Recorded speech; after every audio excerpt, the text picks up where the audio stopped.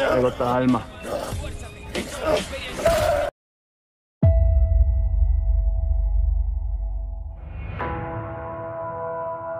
Malam itu, di sebuah jalan sempit di San Salvador, suara motor menderu, disusul tembakan yang memecah keheningan. Orang-orang berlari bersembunyi. Di dinding bata, sebuah grafiti besar dengan huruf hitam terbaca jelas, MS-13. Bagi masyarakat di kawasan ini, 3 huruf dan 1 angka itu adalah simbol teror, tanda bahwa mereka hidup di wilayah geng yang tak mengenal belas kasihan. MS-13 atau Mara Salvatrucha 13 bukan sekadar geng jalanan. Ia adalah jaringan kriminal transnasional yang menebarkan ketakutan dari Los Angeles hingga Eropa. Ia lahir dari sejarah yang penuh darah, tumbuh dalam kemiskinan, dan berkembang menjadi fenomena global yang sulit dikendalikan. Untuk memahami MS-13, kita harus kembali ke akhir 1970-an. El Salvador saat itu dilanda perang saudara yang panjang dan brutal. Pemerintah militer yang keras berhadapan dengan kelompok pemberontak kiri. Desa-desa dibakar, ribuan orang hilang, dan generasi muda tumbuh dengan menyaksikan kekerasan sebagai bagian dari hidup sehari-hari. Banyak keluarga melarikan diri ke Amerika Serikat. Los Angeles menjadi tujuan utama. Tapi di negeri yang dijanjikan itu, kehidupan tidak mudah. Mereka tinggal di lingkungan miskin, bekerja serabutan, dan menghadapi diskriminasi. Di jalanan Los Angeles, geng-geng besar seperti Barrio Dalan Blas dan kartel narkoba Meksiko mendominasi. Anak-anak muda asal El Salvador sering jadi korban, dihina, dipukuli, bahkan dibunuh. Untuk melindungi diri, mereka mulai membentuk kelompok kecil. Kelompok itulah yang kelak dikenal sebagai Mara Salvatrucha. Nama mereka bukan sekedar sebutan. Mara berarti geng atau kelompok. Salvatrucha adalah istilah untuk orang El Salvador yang cerdik dan tangguh.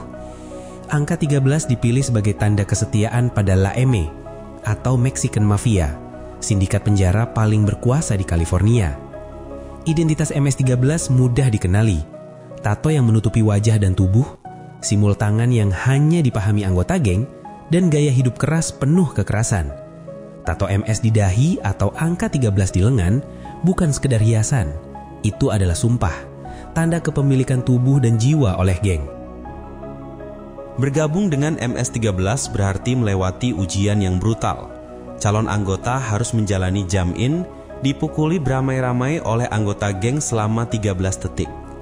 Ada juga inisiasi berupa perintah membunuh, bukti kesetiaan yang tak bisa dibatalkan. Sekali masuk, hampir mustahil keluar. Mereka yang mencoba pergi dianggap pengkhianat.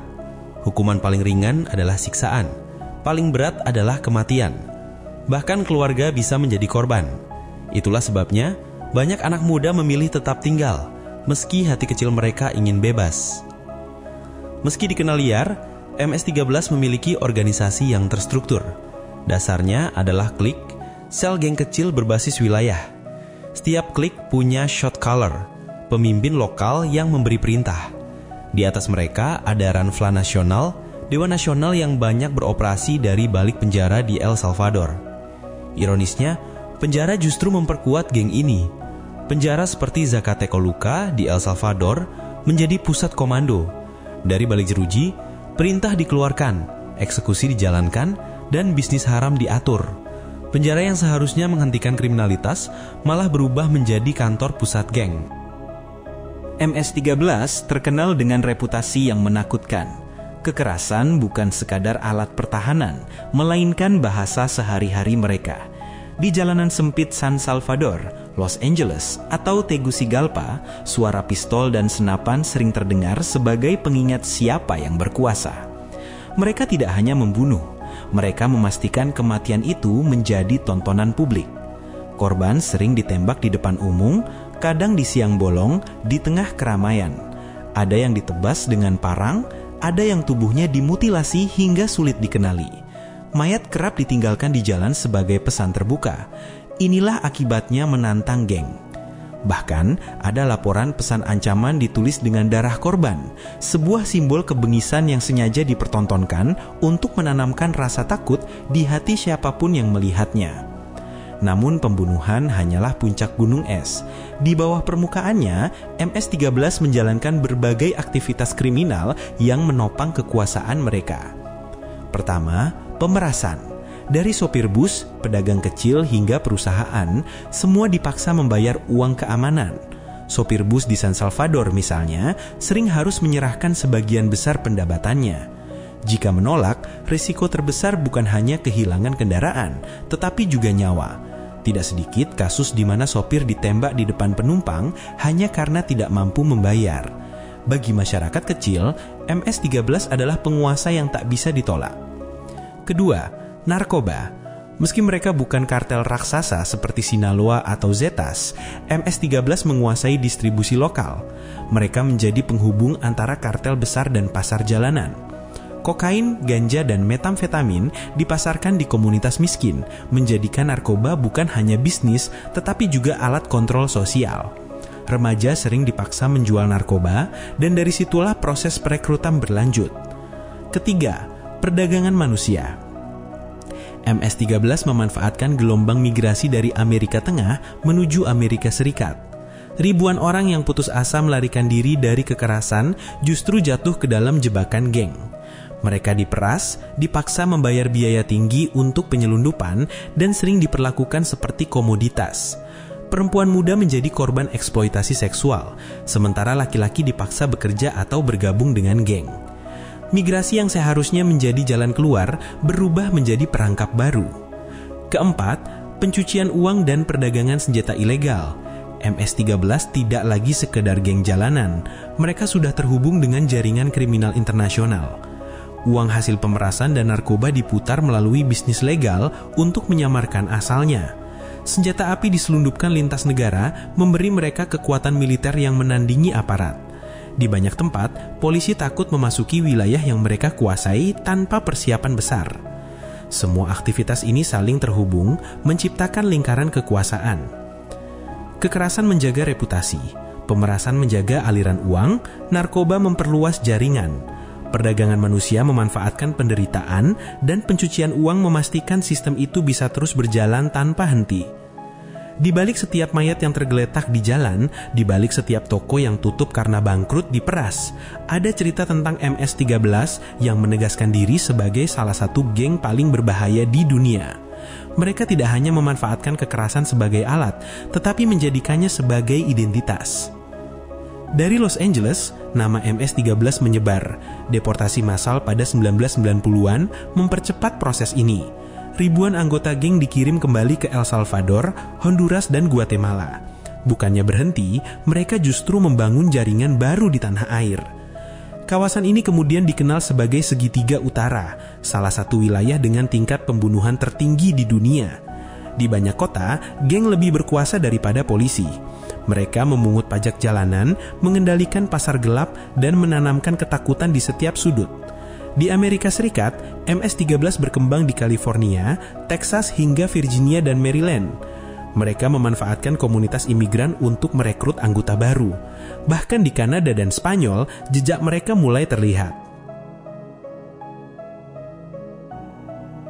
Bagi anggota, hidup di MS-13 adalah hidup di dunia tanpa pilihan. Banyak anak bergabung karena tekanan lingkungan, ancaman geng, atau sekedar mencari perlindungan.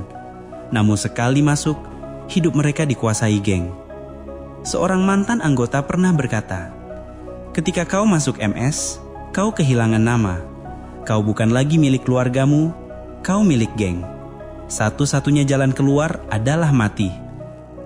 Bagi masyarakat, hidup di bawah bayang-bayang MS-13 berarti hidup dalam ketakutan. Seorang pedagang bisa ditembak hanya karena menolak membayar pajak geng. Seorang anak bisa direkrut paksa hanya karena tinggal di wilayah yang salah. Kehadiran MS-13 menciptakan lingkaran penderitaan. Angka pembunuhan di El Salvador dan Honduras melambung tinggi. Banyak keluarga kehilangan anggota karena geng. Sekolah-sekolah sepi karena orang tua takut anak mereka direkrut. Bisnis kecil hancur karena tidak mampu membayar pemerasan. Akibatnya, ribuan orang memilih meninggalkan negara mereka. Gelombang migrasi besar menuju Amerika Serikat sebagian besar dipicu oleh teror geng. Bagi mereka, meninggalkan rumah adalah satu-satunya cara menyelamatkan nyawa. Amerika Serikat melabeli MS-13 sebagai organisasi kriminal transnasional. Ratusan operasi gabungan dilakukan, pemimpin ditangkap dan banyak anggota dipenjara. Pemerintah El Salvador juga meluncurkan kebijakan mano dura, tangan besi, menangkap massal anggota geng. Namun kebijakan itu seringkali bumerang. Penjara penuh sesak dan dari situlah MS-13 semakin kuat. Ada pula laporan negosiasi rahasia antara politisi dan geng demi menurunkan angka pembunuhan menjelang pemilu. MS-13 bukan hanya geng kriminal. Ia adalah cermin dari luka sejarah. Ia lahir dari perang saudara, tumbuh di tengah diskriminasi, dan berkembang karena ketidakadilan sosial. Selama kemiskinan, ketidakadilan, dan lemahnya hukum masih ada, MS-13 akan terus hidup. Hari ini nama MS-13 masih membangkitkan ketakutan di banyak negara. Dari lorong sempit di San Salvador hingga jalan-jalan Los Angeles, mereka terus menebarkan bayang-bayang gelap. Tetapi pertanyaan terbesar tetap menggantung. Apakah geng ini bisa dihentikan dengan senjata dan penjara saja? Ataukah solusi sejati baru bisa lahir dengan menyembuhkan luka yang melahirkan mereka? Kemiskinan, keterasingan, dan ketidakadilan. Mara Salvatrucha bukan hanya kisah geng jalanan. Ia adalah kisah manusia. Kisah tentang bagaimana penderitaan bisa melahirkan monster. Dan bagaimana dunia harus berjuang untuk menghentikan lingkaran kekerasan yang nyaris tak ada ujungnya.